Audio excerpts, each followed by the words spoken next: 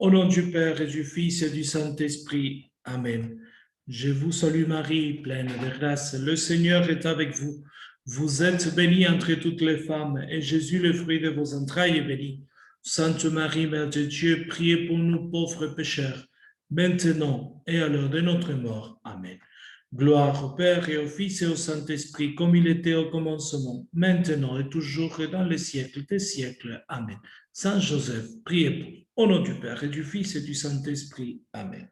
Nous continuons avec cette retraite, recollection virtuelle pour nous préparer à renouveler, parce que c'est l'objectif, renouveler notre consécration à la Vierge Marie. Certains d'entre vous ont fait la consécration à la Vierge Marie l'année précédente, cette année. Bon, c'est le mois de Marie aussi pour pouvoir méditer sur l'image de Saint Joseph qui nous aide à aimer davantage la Vierge Marie.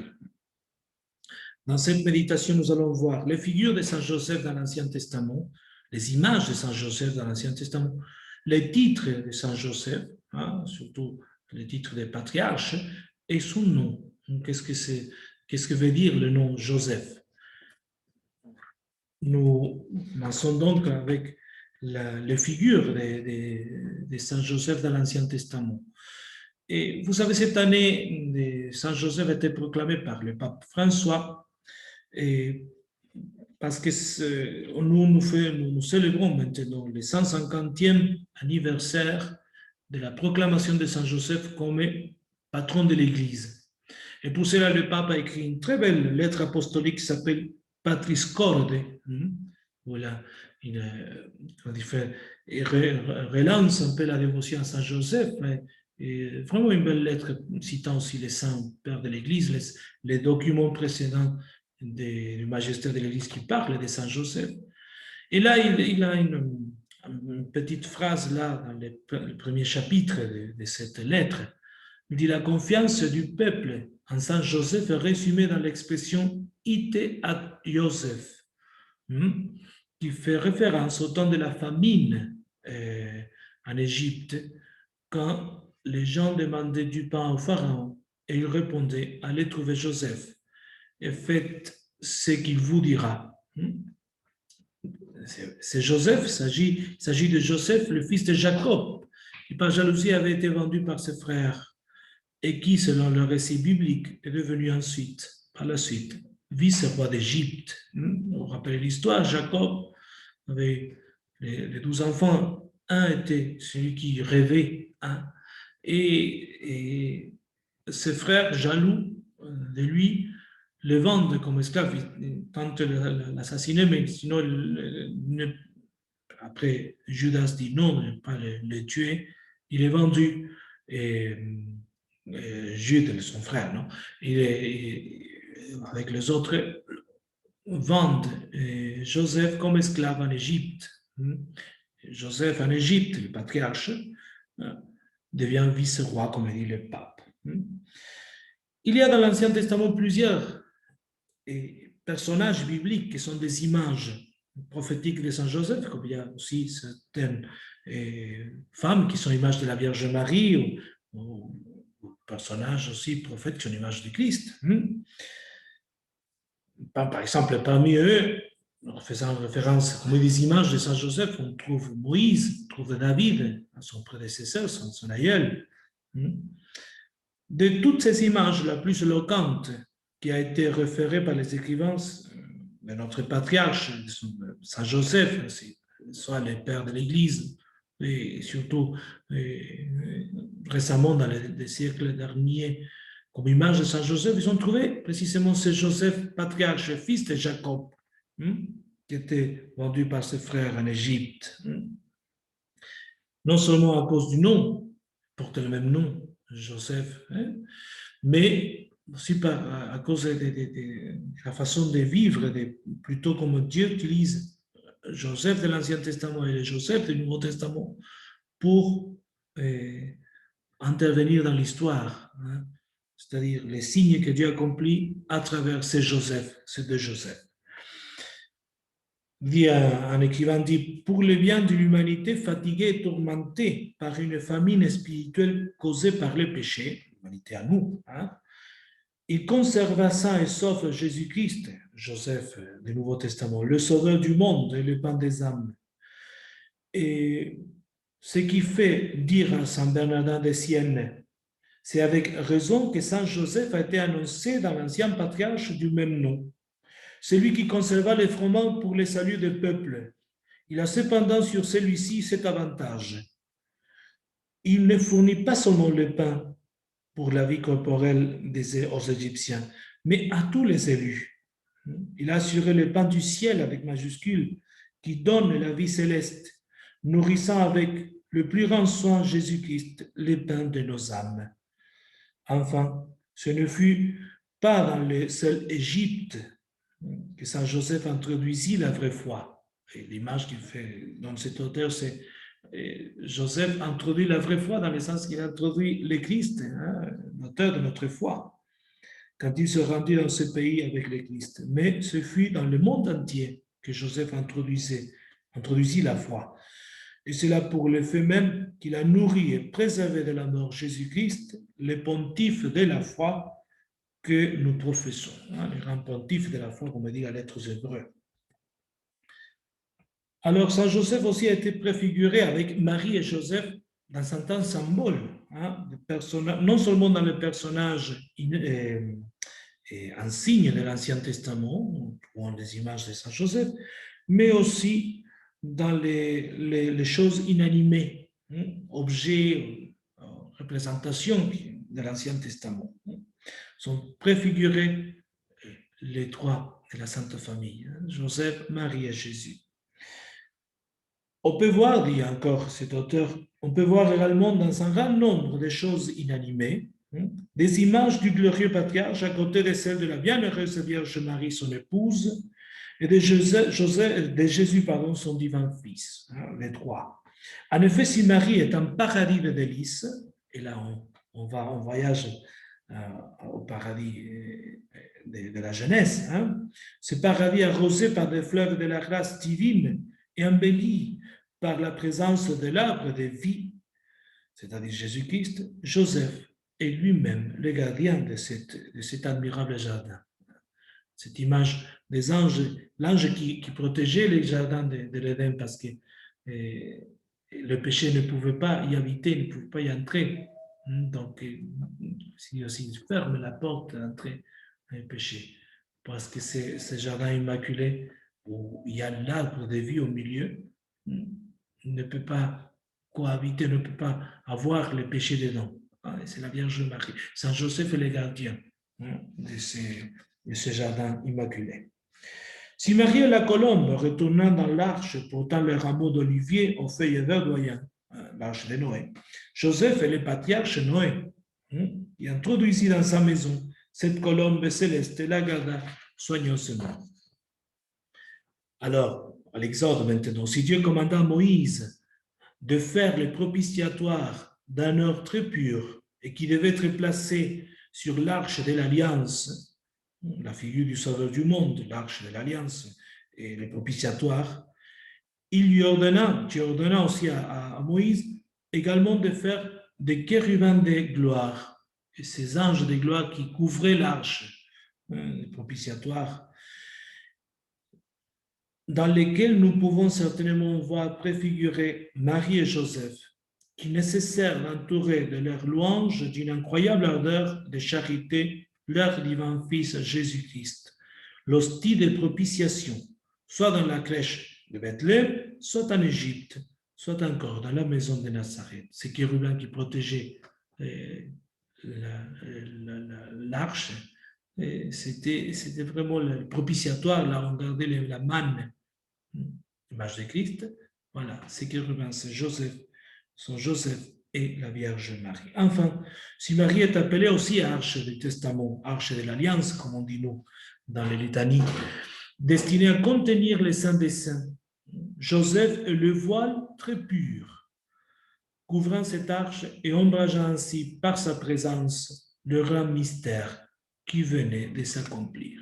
Et pour ça, je fais une petite mémoire de ce que l'Ancien Testament, il y avait l'arche dans le temple, il y avait l'arche de l'Alliance, mais cette arche de l'Alliance était couverte, était couverte couverte par un voile qui ne laissait pas voir l'arche. Le voile, image de Saint Joseph, dit cet auteur. Alors, voyons maintenant le titre de patriarche de Saint Joseph. Il ne sera pas inutile d'examiner ici les motifs qui ont porté le peuple chrétien à donner à Saint Joseph le titre de patriarche, titre qui convient aussi, bien que dans un degré inférieur, à certains personnages aussi de l'Ancien Testament et du Nouveau Testament. Dans l'Ancien Testament, nous avons le patriarche Abraham, patriarche Noé, patriarche Isaac, Jacob. Dans le Nouveau Testament, plutôt dans notre histoire chrétienne, on trouve aussi ces noms plutôt, ces titres. Par exemple, les bénédictins considèrent leur patriarche Saint Benoît.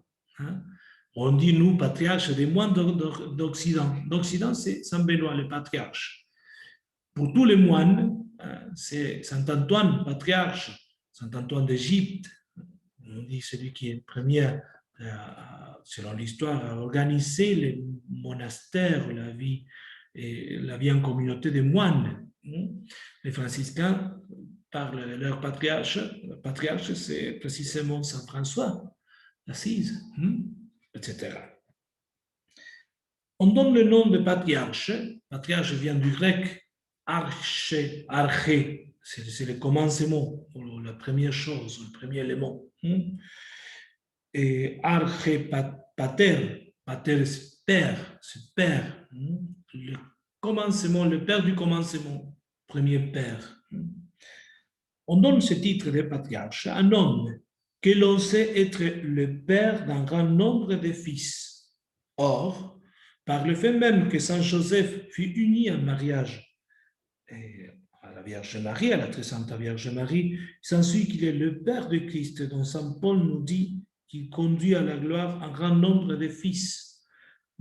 Il est donc le père de celui dont la postérité comprend tous les élus, c'est-à-dire Jésus-Christ, le Sauveur du monde. Et là, le pape Benoît XIV dit aussi Saint Joseph doit être appelé patriarche par le fait qu'il est le père putatif de Jésus-Christ et le chef, Jésus est le chef de tous les élus. C'est le père adoptif, le père nourricier, le père protecteur de Jésus. Il est aussi le père de tous les élus dont le Christ est le chef. On me dit la lettre aux Hébreux. Voyons maintenant le nom de Saint Joseph, son nom, Joseph. L'étude sur les symboles et les figures de Saint Joseph dans l'Ancien Testament nous amène spontanément à parler du nom béni et glorieux par lequel nous le désignons, Joseph. Le grand docteur de l'Église, Saint Ambroise, fait sur l'imposition de noms des saints. Quand un saint, on lui impose un nom, la remarque suivante. C'est la prérogative des saints de recevoir de Dieu même leur nom propre. Dieu donne un nom. Abraham, on l'a déjà dit dans la méditation précédente, Abraham, et Jésus change le nom à Pierre. Simon, maintenant tu t'appelleras Pierre. Donc, Dieu donne un nom. C'est ainsi que le nom de Jésus fut révélé par l'Esprit Saint. Et nous pouvons dire la même chose du nom de Marie. C'est pour quelque chose que Dieu a voulu que Marie s'appelle Marie et Joseph s'appelle Joseph. Et Jésus, expressément, l'Esprit Saint dit à Saint Joseph, appelle-le Jésus. Aussi, n'est-ce pas sans dessein spécial de la Providence qu'à l'époux de Marie fut imposé le nom de Joseph. Ce nom nous aidant par sa signification à mieux connaître les prérogatives du glorieux patriarche. Pourquoi? Qu'est-ce que cela veut dire? En effet, le nom de Joseph signifie accroissement, celui qui grandit. Et c'est à cette signification que faisait allusion Rachel. C'est l'épouse de Jacob, Rachel, et le patriarche même Jacob. On a les deux citations. La première, quand donnant à son fils le nom de Joseph, elle dit que le Seigneur me donne encore un autre fils qui fasse grandir ma famille. Et le second, le patriarche Jacob, lorsque, bénissant ce même Joseph, le Joseph de l'Ancien Testament, il dit, Joseph est un fils qui grandit et qui est agréable à contempler. Les filles ont couru sur la muraille. C'est une image, celle-là. C'est-à-dire, il est beau comme les arbres qui dépassent la muraille. C'est ça, les branches qui dépassent les murailles. Le symbole de la beauté du verre. Hein. Dans la traduction nouvelle traduction liturgique, c'est une plante fertile que Joseph. Une plante fertile près d'une source. Ses branches franchissent le mur. La vitalité de grandir. Et les paroles du bienheureux Albert Legrand sont ici, Saint-Albert, non? Sont ici tout à fait à propos, dit cet auteur que nous suivons maintenant. La propriété et la signification du nom de Joseph, qui veut dire accroissement, convient parfaitement à l'époux de Marie, qui par sa mission a été placé dans un degré sublime par rapport à lui-même, à son prochain et à Dieu. Et à ceci en vertu de l'accroissement de ses vertus, de la célébrité de sa renommée, et du respect et de l'amour pour les hommes. Hein? Et sa familiarité aussi avec la Mère de Dieu, de sa paternité divine, hein? Bien que putative. Hein? Le nom de Joseph, nous le savons, invoqué avec dévotion, possède une vertu singulière pour exciter dans l'âme des sentiments de foi, pour chasser les tentations. On dit, quand on a les tentations, il faut invoquer le nom de Marie. On peut aussi invoquer le nom de Joseph. Vertu qui a son secret dans ce que nous pouvons appeler la consécration à cet auguste nom par l'usage qu'on en fait durant leur vie mortelle le Sauveur et sa mère la Vierge Marie, lorsqu'ils recouraient eux-mêmes à lui dans leur nécessité. Si la Vierge Marie et surtout si Jésus invoquait le nom de Joseph, invoquait Joseph en l'appelant Joseph, hein? C'est certainement que Jésus disait papa, mais la Vierge Marie disait Joseph. Et c'est parce que sinon, peut nous attirer beaucoup de grâce. Aussi, les pieux fidèles ont-ils l'habitude d'unir le nom de Joseph à ceux de Jésus et de Marie, principalement en vue d'obtenir la grâce d'une bonne mort. Saint Joseph, patron de la bonne mort, celui que nous devons invoquer au moment des difficultés, et surtout au moment de penser à la mort de quelqu'un, invoquer la protection de Saint Joseph, de notre mort aussi évidemment. Ou bien pour éviter les embûches de l'astuce du démon, qui ne cesse de nous tendre, non? Les astuces du démon. Donc, invoquer le nom de Joseph lorsque nous sommes dans le péril des tentations. Nous sentons aussi la présence diabolique. Invoquons le nom de Joseph et de la Vierge Marie. Alors, parmi ces noms de Saint Joseph, ces titres de Saint Joseph, vous savez, il y a beaucoup, mais le plus, celui qui résume tout, et encore pas tout, c'est Saint Joseph, Père virginal de Jésus.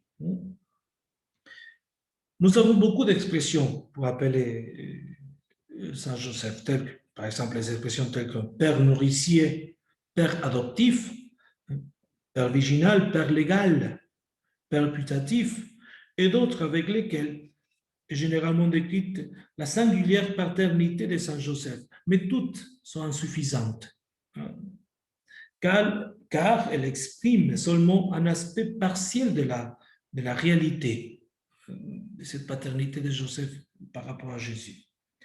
Celui qui se rapproche le plus de la réalité, c'est le nom de Père virginal, pour cela, c'est remarqué là-bas. Mais il n'exprime pas non plus complètement et adéquatement la réalité, car Saint Joseph a, d'une certaine manière, une vraie possession de Jésus. Jésus lui appartient à Joseph, au sens où Saint François de Sales nous l'expliquera avec une belle et charmante comparaison avec laquelle nous concluons cette méditation. Il dit, Saint François de Sales, c'est la citation, si un oiseau, une colombe, pour prendre la comparaison plus conforme à la pureté des saints dont nous parlons, la colombe, si une colombe donc portait en son bec une date, laquelle elle laissa tomber dans son jardin, l'on ne dirait pas que le palmier qui en viendrait fuit à la colombe qui aurait laissé tomber la date. Ainsi, le palmier appartiendrait à celui à qui est le jardin, à celui à qui appartient le jardin. Or, si cela est ainsi, qui osera douter que l'Esprit Saint, comme une divine colombe, ayant laissé tomber cette divine date dans le jardin clos et fermé de la très sainte Vierge Marie, jardin scellé et environné de toutes parts des haies du sang-vœu de la virginité, de chasteté, tout immaculée, lequel appartenait au glorieux Saint Joseph comme l'épouse à l'époux. Qui doutera que ce divin palmier qui porte des fruits qui nourrissent l'immortalité appartienne à Saint Joseph, dit les saints Saint François de Sales. Qui douterait à celui à qui appartient le jardin immaculé, la Vierge Marie, qui a donné ces bons palmiers, saint palmiers de Christ, que ces palmiers n'appartiennent pas à Saint Joseph. Saint palmier, cette image de Christ. Il dit toujours, Saint François, « Oh, lien sublime, formé par l'Esprit Saint, le lien le plus sacré après celui qui unit l'humanité sacrée au Verbe, ou celui qui unit Marie à Jésus.